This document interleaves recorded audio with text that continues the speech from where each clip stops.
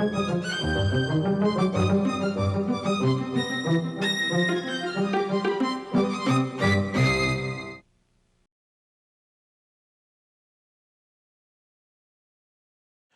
to Hoko Palitso's The Writing Life. I'm Khalid Long, and we're here with Joseph Rich, co-producing artistic director of Rep Stage and director of Dominique Morisseau's Sunset Baby. Welcome, Joseph. Thank you, Khalid. Alrighty. So we're going to get started here, and I'm actually going to jump in a little bit, and I want to talk a little bit about Dominique Morisseau and Sunset Baby. And so I think it's important that if maybe we provide a little context on Dominique Morisseau. Absolutely. And I have some notes here, and feel free to chime in Sure. where you seem necessary. But just to provide some background context, so we know that Dominique Morisseau is both a playwright and a performer. And she received her BFA in acting from the University of Michigan. But after graduation, she sort of turned to playwriting, okay? And from what I understand, she developed her playwriting at a number of workshops and institutions, including the Women's Project Playwrights Lab, the Lark Playwrights Workshop, and the Public Theater Emerging Writers Group. I think it's interesting, too, in an interview that I saw with her, she talks about where she initially made that switch from actress to playwright. And it was while she was in school, and she was finding as an actress of color, she was not getting cast. Yes. So she started to write for herself Write and her the own other women of color at school. So write herself into the canon. Exactly. Okay. You know, in addition to Sunset Baby, some of her other plays include Follow Me to Nellie's, Third Grade, Black at Michigan, Socks, Roses Are Played Out and Love and Nappiness, Loves, Lies, Liberation, Bum Rush, and The Masterpiece.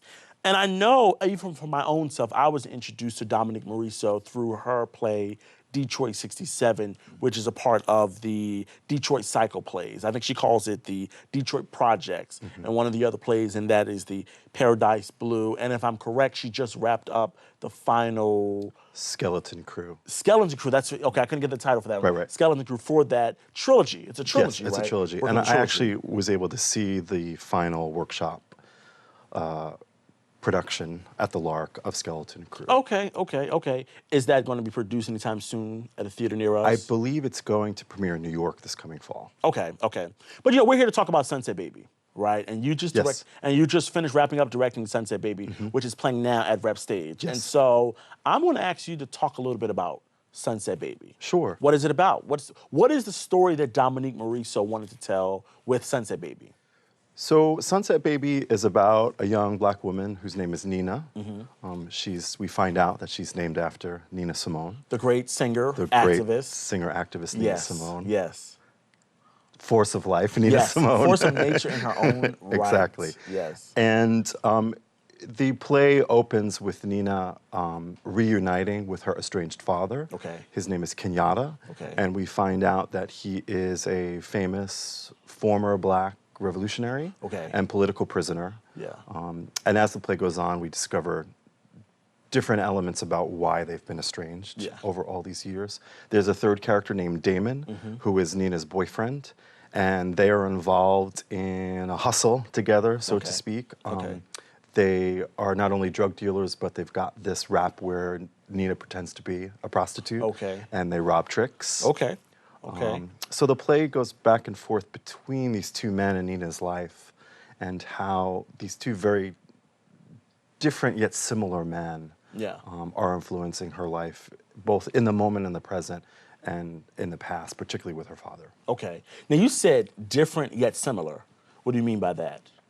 Well, I think one of the things that Dominique is playing with in this piece is how the past and our history not only suggests, but sometimes dictates our present and maybe even our future. Yes.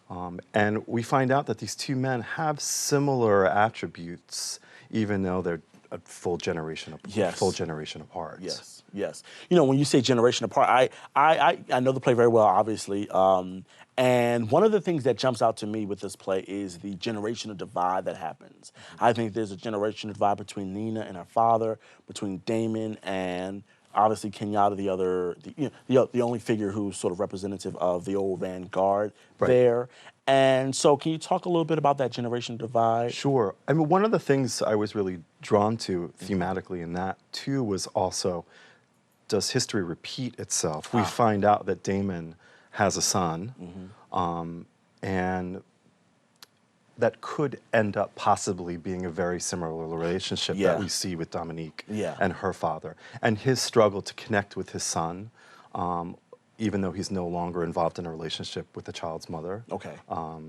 And how that is affecting his life, and how that parallels the history of Nina and Kenyatta. Okay. So we're talking about parenthood, but more specifically, we're talking about fatherhood. Fatherhood, for Fatherhood. sure. Okay. Absolutely. And I think within this play, fatherhood and forgiveness. Absolutely. What do you think about that? Fatherhood and forgiveness. Absolutely.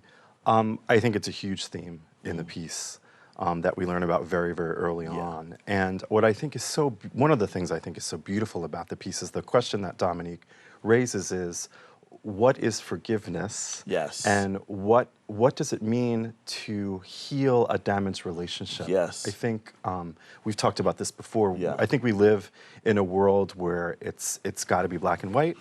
We've got to have the answer. It's got to be solid. And I think there's ways to reconcile and move on, but not forget. Yes. We say forgive and forget. Yes. I think we maybe can forgive and not forget. Yep. And that reconciliation has many degrees. It's interesting you say that, because when you think about forgiveness in the play, I'm not sure if I ever saw a moment where, let's say, for example, Kenyatta or Nina forgave Kenyatta, her father, for abandoning her, for the cause, for the movement. Right. But, forgiveness, I think, comes in many forms. Absolutely. For example, at the end of the play, she ultimately gives Kenyatta the letters from her mother. And was that a moment of forgiveness, right? I think that's the question that I ask. Was that a moment of forgiveness? Was that a moment of reconciliation? But at the same time, don't forget, Nina leaves. She gets on a plane and she flies away, I think, to Paris, London. or France. We don't London, know. London. We don't know, but we don't know. There's lots of places. There's lots of places she wants to go. But we know she's leaving New York. But no, she's leaving New York. On a plane. Yeah. On a plane. And she leaves behind the letters for Kenyatta. Yes. And, so do we count that as a moment of forgiveness or a moment of reconciliation? Because they never had a verbal conversation. No, they didn't. I find what's really interesting, this idea of ghosts and release comes up in the play. Damon says to Nina, your mom is a ghost. I'm obviously paraphrasing, but this idea of releasing her mom and the history and the past of that, so that Nina is able to move on. Yeah. And Kenyatta says in one of his monologues, which in the play are structured as videotapes that he's making to leave his daughter, to explain his history and the history of him and his wife, Ashanti, who was the mother of Nina. He talks about release. I'm making this for you so you have some context of why. Here are some answers so that you can release and move on. Yes. I want to actually jump back a little bit. Sure. So, Sunset Baby is a play, and you are the director of this live production. But before that happens, it comes to us as a script. It's literature. It does. Right? So we have the paper. Right. And we're reading the paper. We're reading the play. Yeah. When you first read the play, what jumped out at you? And what was it that you said to yourself in the context of, Joe, we're going to do this play? Right. And also, when you think about that, also, why Sunset Baby at Rep Stage? Right.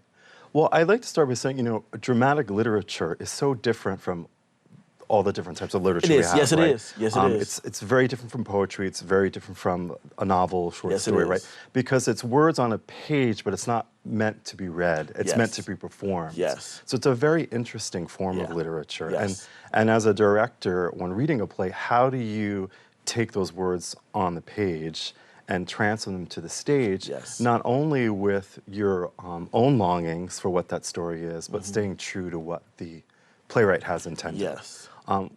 When I first discovered the play, my artistic partner, Suzanne Beal, who's the co-producing artistic director, and I were looking for a women's voice in the season, particularly a woman of color. Okay. And we were doing some research, and I stumbled across the play, to be quite honest. I did know about Dominique's work at the time. And I came across Sunset Baby and read it and couldn't put it down. Yes. You know, plays aren't always easy to read, as They're you not. know. They're not. Because again, they're not meant to be read. Yeah. I read it in one sitting. Okay. I was very, very moved by the play, Yeah. particularly the relationship of the father and the daughter. Yeah. I had a really interesting experience with it. You know, I finished the second to last scene. Yeah. And felt it was over. I'm the type of artist that doesn't need plays to leave me, as an audience member, I guess I should say. I'm the type of artist that I don't need to have all the answers wrapped up for me. So I was able to imagine the play ending there, and then I turned the page. So you don't need a nice, clean. I don't need it. You don't need a nice, clean, neat package. No, right? Okay, I don't. So I think my brain always kind of goes there when I'm looking at plays. And then I flipped the page, and I was so moved by the final moment, which in essence is a very short monologue. It's Nina reading. We finally get to hear the voice of her mom in one of the letters and see what she's done with the letters in her father. And I was terribly moved by it. And I said, we need to do this play. It's deep. It's deeply emotional. It's very emotional. I remember sitting in the rehearsals and doing several of the performances, and I had to, shed a tear or two. No, it's deeply emotional. I mean, I think Dominique is so one of the many things she's so brilliant as is getting the emotion not only in her poetry and the way she writes language, but how she takes a historical event. Yes. Not only fictionalizes it, but also kind of heightens it in a theatrical way. I want to jump in here then. Sure. Dominique Morisseau, I interviewed her for background research for this production, and she has a quote here. And when I interviewed her, I talked about how she dabbles and plays with history. Right. And she says, quote, "My agenda isn't necessarily to teach history. My agenda is to let history teach itself."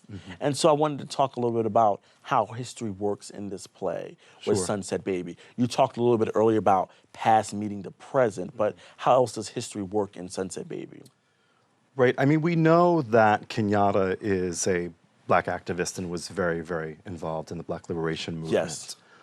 Dominique specifically chooses not to give us a specific area and or organization of the movement. Yes. And she's very clear about that, Very clear, which you talked with her about in the interview as well.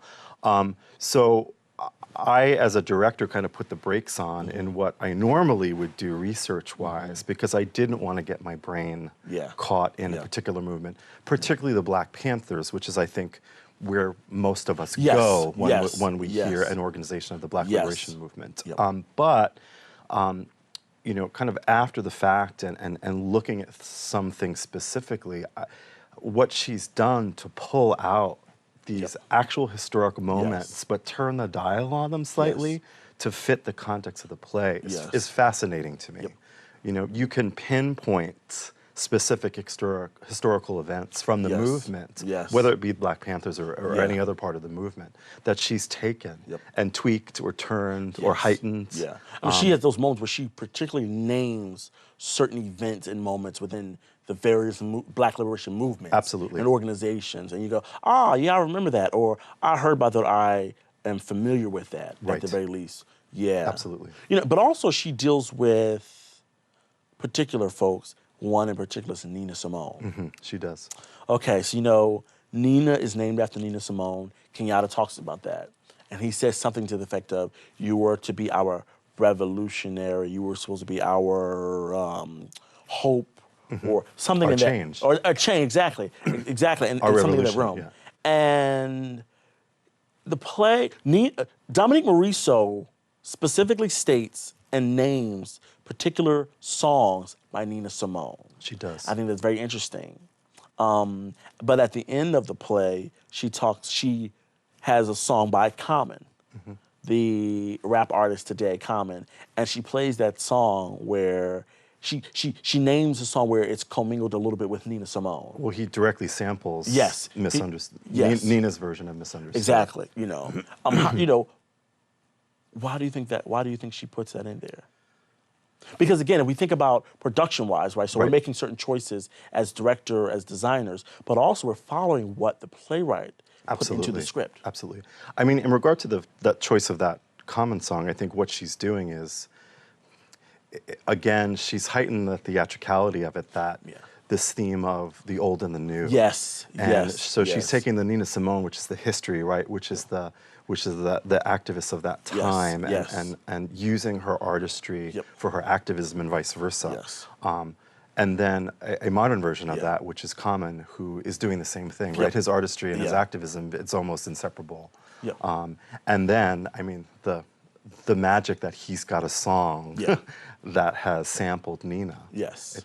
It's kind of a perfect marriage for what she's doing theatrically. And So what we see there, again, I think even with the music, we see the two generations. And I think, it's interesting because as I'm talking to you, I just actually thought about this. It's very interesting. We talk a lot about the generational divide, but I think through the music, we see the generations coming together.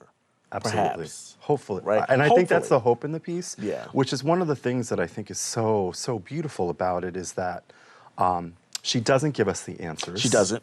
We really don't know what's going to happen next. Yeah.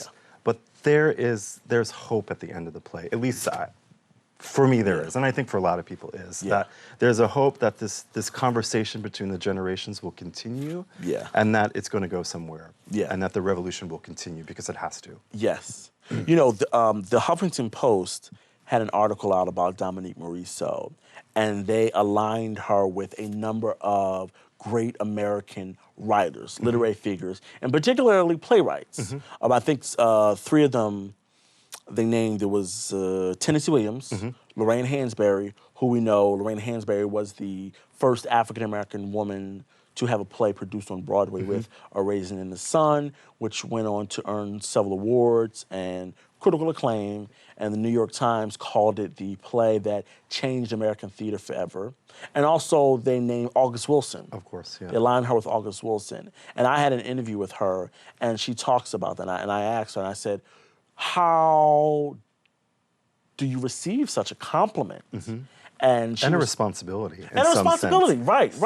Three of the greatest American playwrights we have. Yes, but I wanted to ask you, as a director, as a theater artist, as one who reads a lot of plays, a lot of literature, a lot of, great American literature, who else would you put Dominique Morisseau in conversation with?